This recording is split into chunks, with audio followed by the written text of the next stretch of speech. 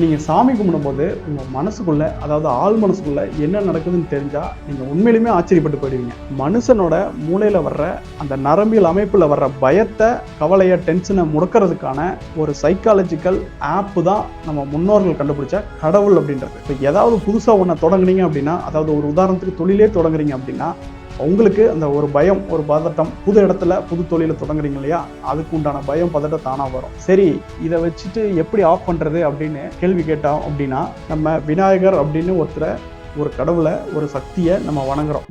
எதை ஆரம்பித்தாலும் இவரை கும்பிட்டு போய் அதை ஆரம்பித்தோம் அப்படின்னா நல்லா தான் நடக்கும் அப்படின்னு. ஒருத்தன் உண்மையிலுமே ஒரு பக்தியோட விநாயகரை கும்பிட்டு போய் அந்த தொழிலை ஆரம்பிக்கிறான் அப்படின்னா, அந்த தொழிலுக்கு உண்டான பயம் அது அவனோட மனசுல இருந்து அப்புறப்பட்டு போயிடுது.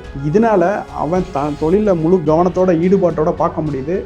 நல்ல நல்ல விஷயங்களை அவன் கண்டுபிடிச்சி அந்த தொழிலில் செயல்படுத்த முடியுது. இது கடவுள் நம்பிக்கை இருக்கிறவங்களுக்கு மட்டும்தான் பொருந்தும். கடவுள் நம்பிக்கை இல்லைன்னா, பிரபஞ்சத்து மேலே நம்பிக்கை இருந்தது அப்படின்னா, அது நம்மளுக்கு சப்போர்ட் பண்ணுது அப்படின்ற ஒரு தைரியத்தோட போய் தொடங்கணும் அப்படின்னா நம்மளுக்கு நல்ல நல்ல வாய்ப்புகள் கிடைக்கும். கரெக்டாக அந்த வாய்ப்புகளை சூஸ் பண்ணி நம்ம செயல்படுத்தும் போது அந்த வெற்றி அப்படின்றதும் நம்மளை தேடி வரும். இது மாதிரி ஒவ்வொன்றுக்கும் ஒவ்வொரு கடவுள்களை நம்ம முன்னோர்கள் உருவாக்கி வச்சுருக்காங்க. உங்களுக்கு கொஞ்சம் நஞ்சம் கடவுள் நம்பிக்கை இருந்ததுன்னா கூட, நம்ம குடும்பத்துக்கு குலதெய்வம், பலத்துக்கு ஆஞ்சநேயர், பணத்துக்கு மகாலட்சுமி, வெங்கடாஜலபதி, இப்படி பல கடவுளை உருவாக்கி வச்சுருக்காங்க. உங்களுக்கு என்ன தேவை இருக்கோ அந்த கடவுள்களை வணங்கி, அந்த கடவுள் உங்கள்கிட்ட துணை இருக்காரு அப்படின்னு நீங்கள் ஒரு நம்பிக்கையோட வேலையை செஞ்சீங்கன்னா உங்களுக்கு ரிசல்ட் அப்படின்றது 100% வரும்.